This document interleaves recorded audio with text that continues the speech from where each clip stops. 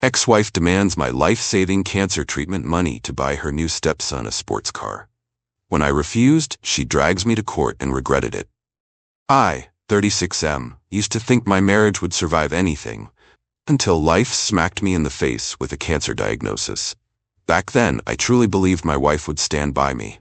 We'd been together nearly a decade, had a 6-year-old daughter, a modest house, a middle-class life. Then everything changed. My doctor confirmed I had a serious form of cancer. The treatments would be grueling, expensive, and time-consuming. I assumed my wife would be anxious, sure, but I never expected her to pack up and leave, taking our daughter, the entire savings, and leaving me with only the house. She didn't even mask her reasons. "I can't handle this," she said flatly, practically the same week I told her about my diagnosis. "I want a normal, healthy husband who can provide, not this." The coldness in her eyes still haunts me. She demanded a divorce, claiming she refused to be saddled with endless medical bills. It was a blow to my heart, but worse was how she took our child, along with all my liquid assets in the divorce settlement. My lawyer tried to fight, but she had a well-connected attorney. The judge insisted I keep the house because it was under my name, well before our marriage, but everything else? She snatched it up. On top of that, I had to pay monthly child support of $1,200.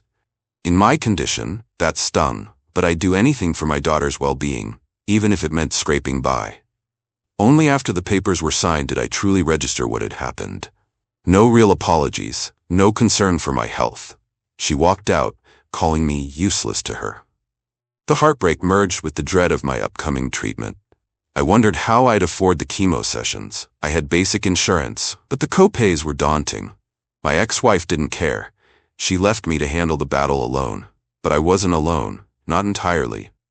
My coworkers and a few good friends rallied. They set up a local donation page first, then expanded it into a GoFundMe campaign. Word spread in our town, fueled by social media shares. My colleagues wrote heartfelt updates about my struggle, how I was a decent father fighting for his life. Within weeks, something miraculous happened. Donations poured in, eventually hitting around $30. I was overwhelmed by the generosity. I posted a simple thank you video on the campaign page, tears in my eyes, explaining that this would help cover treatment. The comments were supportive, full of well wishes. For the first time since my diagnosis, I felt hopeful. Of course, my ex-wife got wind of it. She'd barely been in touch, aside from sending me a monthly invoice for any extras she claimed our daughter needed. But once she saw that $30 figure, she reappeared like a vulture circling fresh prey. Suddenly, her texts and calls ramped up. She demanded a cut of the fundraiser. At first, I thought it was a sick joke, but she insisted, claiming her new stepson, from her quickly remarried status, deserved a sports car and that money would help. She actually said that. My disbelief turned to anger. This money was for my cancer treatment, my chance to keep living, and she wanted it for some teenage boy's luxury toy. I told her no. She didn't take it well. My ex-wife's sense of entitlement was staggering. She phoned me incessantly, leaving messages where she ranted about how I owed her for the years of marriage, how it was only fair that she got some of the GoFundMe haul. I recall one particular voicemail, her voice dripping with scorn. "You're still paying child support, so obviously you can handle your treatment. My stepson's happiness is at stake. You better give me that money." The callousness of it made me shake with rage. I refused to engage further, so she escalated. I woke up one morning to find a legal notice slipped under my door. My ex-wife was alleging I'd hidden assets during our divorce, namely the GoFundMe money, and that I was in contempt of our settlement. She threatened to drag me to court if I didn't hand over half. So that's exactly what happened. She sued me, claiming I'd lied about my finances. I was sick to my stomach. Wasn't it enough that I was battling cancer, scraping by with the help of friends? Now I had to defend myself in court again? My stress soared. My hair was already thinning from chemo. I couldn't afford more emotional turmoil. But I refused to let her intimidation tactics break me. I immediately called my lawyer, an old friend who'd helped me through the initial divorce fiasco. He was incensed. "She's lost her mind," he said. "We'll fight this. It's absurd." We prepared for the hearing, collecting all the relevant documents, medical bills, the GoFundMe page showing it was explicitly for my treatment, the timeline proving the money was donated after our divorce was finalized. My lawyer pointed out that the settlement covered only what existed at the time. The fundraiser was a separate, voluntary act of charity from our community, not some hidden stash of assets. Meanwhile, my ex-wife tried to rally her new husband, even her parents, to declare I was untrustworthy. But the local community knew me. I'd been part of the same company for years, had stable friendships, paid my child support on time despite massive financial strain. The difference in credibility was stark. Then came the twist. The judge assigned to the case turned out to be someone who recognized my name from the GoFundMe. He himself had donated a small amount anonymously, but remembered the story. A father with cancer, abandoned by his wife, raising funds for crucial treatment. This judge, upon seeing my ex's complaint, asked her bluntly, "You're alleging he hid these donations? Do you have proof that these funds were available pre-divorce?" She stammered. Of course, she had none. She tried spinning a tale about me orchestrating a secret windfall, but the judge wasn't buying it. During the hearing, the judge glanced at me with sympathy. "Sir, can you explain the nature of this fundraiser?" I told the story. How my coworker started it, how it soared thanks to local support, how every cent was earmarked for chemo and medication, not some hidden savings account. He nodded, listening carefully. My ex's attorney tried to cut in, but the judge politely shut him down. Let him finish. By the end of my testimony, the judge's expression was a mix of pity and incredulity at my ex's gall. Then it was her turn to speak. She doubled down, calling me manipulative, insisting I was hoarding money while paying bare minimum child support. I almost choked on the irony. She'd taken everything from me, left me in debt, and forced me to rely on charity for medical treatment. Now she had the nerve to accuse me of hoarding? The tension in the courtroom was palpable. My ex-wife's brazen attitude wasn't doing her any favors. She demanded I share the 30 calories so she could buy a reward for her new stepson, some sporty car he apparently had his heart set on.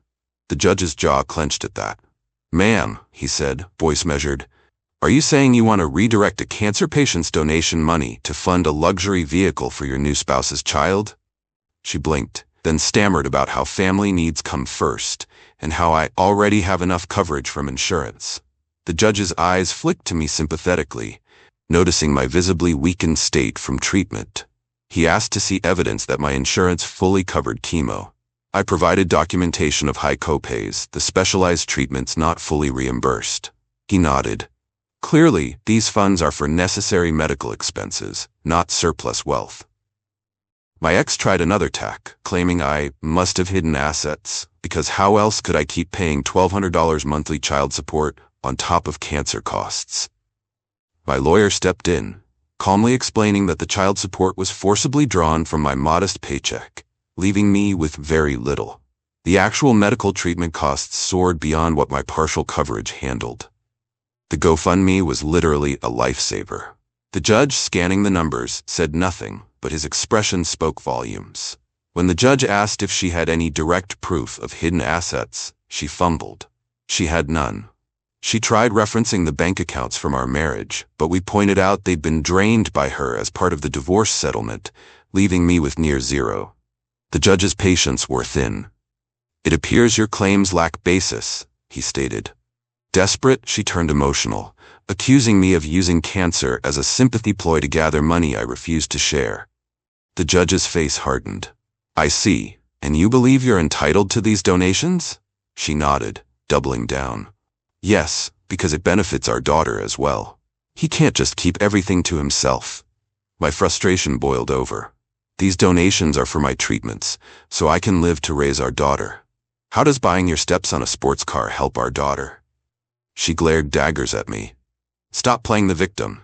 If you have the money for chemo, you can spare some for the kids. Don't act like you're starving." I was speechless at her cruelty, but the judge swiftly stepped in. "That's enough. I've heard all I need." He turned to me. "You've complied with child support obligations, correct?" My lawyer handed over the payment records. Every single $1,200 check paid on time. The judge nodded, giving my ex-wife a stern look. "Then your argument that he's neglecting his parental responsibilities is unfounded." He turned back to her. "You've submitted no proof of hidden assets. The funds from the GoFundMe campaign are explicitly donations for medical treatment. In my view, you have no claim on them. Furthermore, your attempt to coerce these funds for a frivolous purchase is concerning. My ex-wife's face turned red, but she kept silent, eyes darting around the courtroom. The judge let out a small sigh. I'll issue my final decision shortly. A few days later, we reconvened for the judge's ruling. He wasted no time delivering the verdict. My ex-wife's motion was dismissed with prejudice, meaning she couldn't bring the same ridiculous suit again. Additionally, seeing how she harassed a seriously ill man for money intended for life-saving treatment, the judge ordered her to pay my legal fees.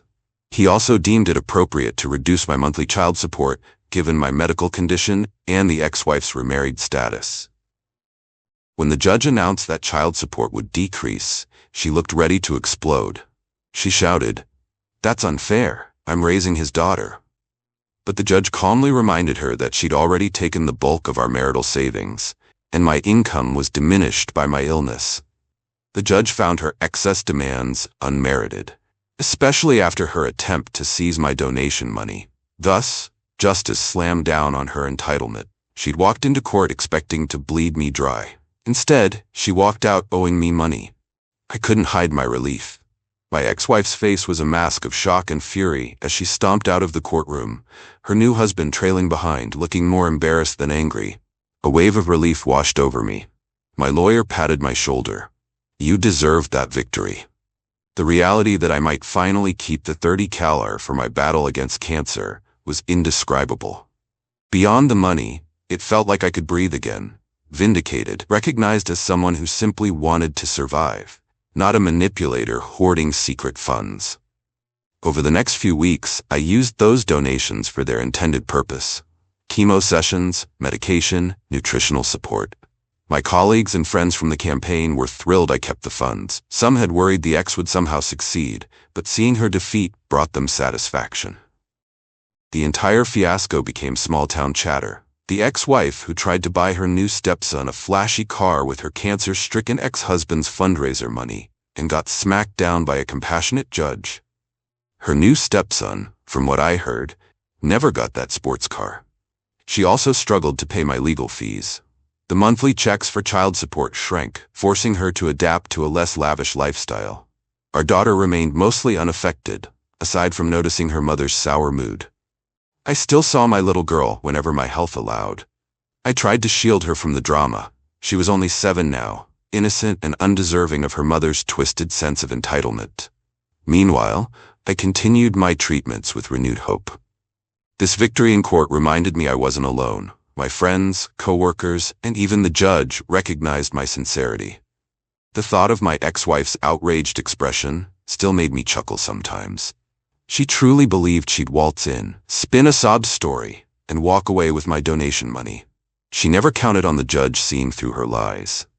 That's how I learned that karma can strike back swiftly, especially against those who'd stoop so low as to demand a cancer patient's life-saving funds for a frivolous purchase. I guess sometimes the good guys do win.